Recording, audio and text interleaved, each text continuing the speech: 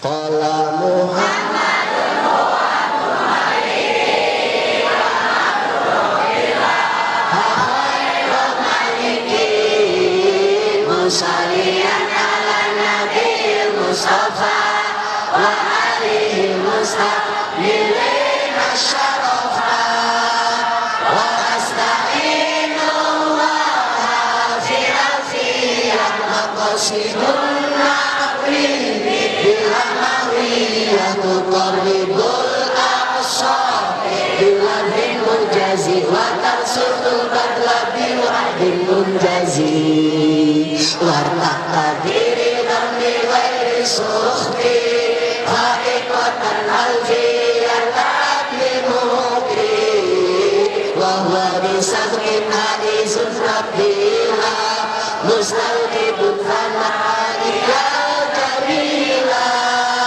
wallahu yaqdi bihi batin wa zirahi walahu tila rajabil akhirah kalamuna lafzun mufidun mustaqim wasmun wa fi'lun thumma harfun kalim Allahumma salli wa sallim wa barik.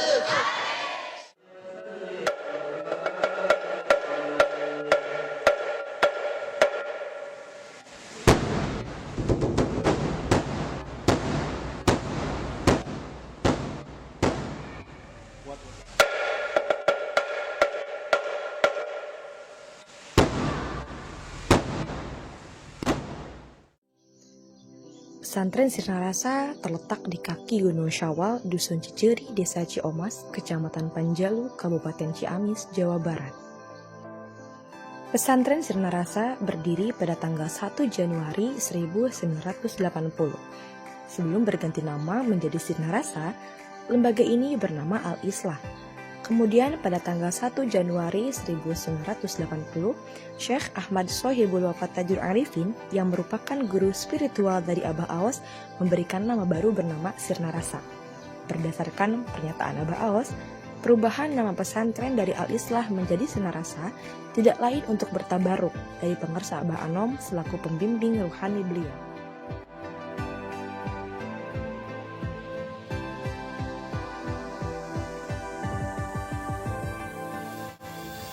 Kini pesantren Sirna Rasa dipimpin oleh Hajah Witri Nur Justiatini MPD sebagai putri dari Abah Aos yang ke-8 dan Kiai Haji Dadang Mulyawan M.Sos sebagai pengasuh pesantren Sirna Rasa.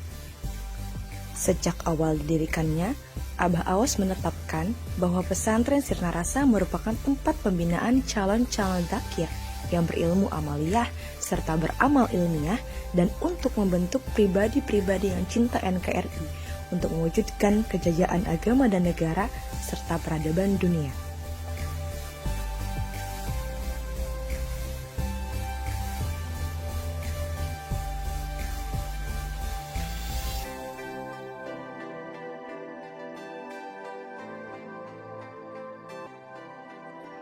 Pesantren Sirna Rasa memiliki visi menjadi pesantren yang unggul dan kompetitif berbasis thariqah pada tahun 2024 dengan misi mencetak santri yang sadar, soleh, amanah, disiplin, aktif, dan rajin, serta menumbuhkan jati diri santri, semangat, amanah, nurut, tawadu, rajin, dan ikhlas.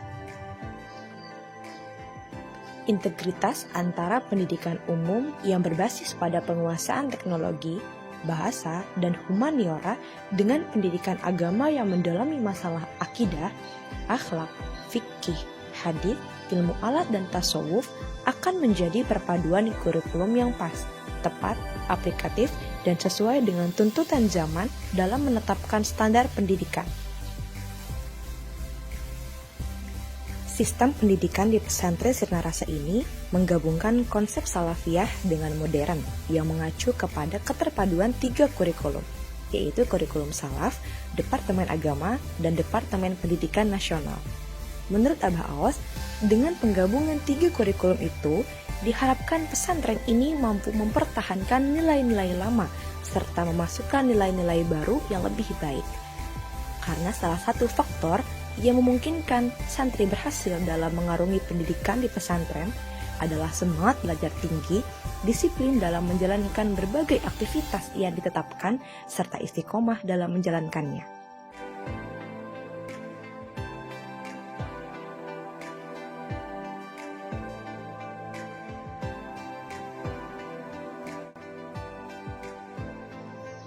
Wujud kehidupan ruhiyah para santri di pesantren Sinarasa dapat kita kenali ketika kita memasuki Masjid Baitus Sirri pada tengah malam sampai menjelang fajar.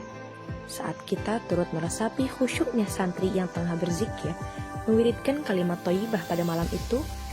Setelah itu tidak ada suara kecuali suara detak jam masjid. Mereka menundukkan wajah. Para santri itu mengharapkan ampunan, mendambakan keselamatan beragama, memohon hidayah ke jalan yang benar, dan terhindar dari duri-duri kehidupan.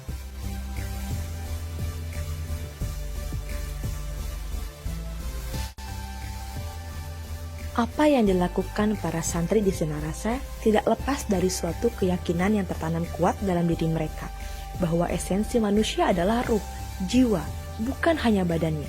Tidak mengherankan jika mereka senantiasa berupaya untuk melakukan berbagai riyadhah amaliyah, seperti zikir, khotaman, sholat-sholat sunnah, dan menjalankan berbagai ibadah sebagai upaya memperkuat jiwanya di samping mendalami ilmu-ilmu pengetahuan umum yang diajarkan di ruang kelas. Seluruh kegiatan yang dilaksanakan di pesantren Sinarasa pada dasarnya bertujuan untuk mewujudkan santri yang berkepribadian zakir serta gemar dalam berilmu dan amalnya. Adapun berbagai kegiatan yang menunjang tercapainya tujuan itu diantaranya. 1. Membiasakan sholat awal waktu. Dalam hal ini Abah Awas mencontohkan langsung dengan senantiasa berada di masjid kurang lebih 20 menit sebelum azan tiba. 2. Istiqomah dalam berzikir dengan kalimat La ilaha illallah setiap selesai sholat fardu dengan jumlah bilangan minimal 165 kali. 3. Membiasakan qiyamul lail setiap malam. Dalam hal ini, para santri bangun rata-rata jam 3 dini hari, lalu mandi taubat, serta melaksanakan qiyamul lail. Hal itu dilakukan setiap malam. 4. Pelatihan tulis-menulis ilmiah. Hasilnya dapat disaksikan bahwa di lingkungan pesantren Sinarasa telah banyak menghasilkan karya-karya tulis seperti buku, majalah, tabloid, bahkan Abah Awas sendiri dikenal sebagai penulis buku bertemakan tasawuf yang sangat produktif. 5. Pelatihan desain grafis. 6. Pelatihan dakwah. 7. Pembacaan Maulid Nabi Muhammad SAW. Pesantren Sinarasa menjadi rujukan masyarakat Muslim Indonesia dalam hal kajian, pemahaman, dan praktik keislaman yang menekankan pada spiritualitas, akhlak mulia, dan amal soleh, serta bersifat moderat, toleran, dan damai. Pesantren Sinarasa juga menjadi pusat pengembangan kader kajian tasawuf yang selaras dengan konteks keindonesiaan dan kaderisasi santriwan dan santriwati agar menjadi manusia yang berjiwa sosial transformatif, berwawasan luas dan terbuka, serta menghargai budaya dan estetika. Allah menciptakan kematian dan kehidupan ini untuk kita siapa di antara kita yang paling baik amalnya. Maka santri harus semangat melaksanakan amaliyah ibadah. Jangan malas. Karena malas adalah sumber malapetaka, bencana, kesusahan, penderitaan, numpuk karena timbul dari malas. Sebagaimana syair dalam kitab Ta'limul Muta'allim, kam min hayain wa kam ajzi wa kam nadamin jamin tawalladalil insani bil kasali iyaka an kasali fil bathi an syubali maqabur alim awama pada syukanin kasali semuanya kami rayain wakam ajzi wakam nadamin jamin tawal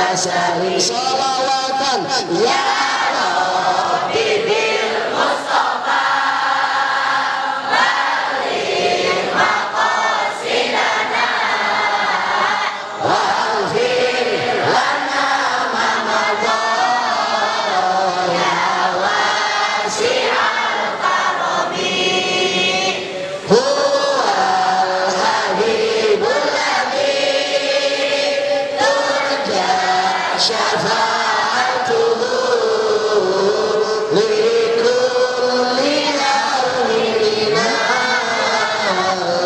al-ahwali muqtahini Allahumma salli wa sallim wa barik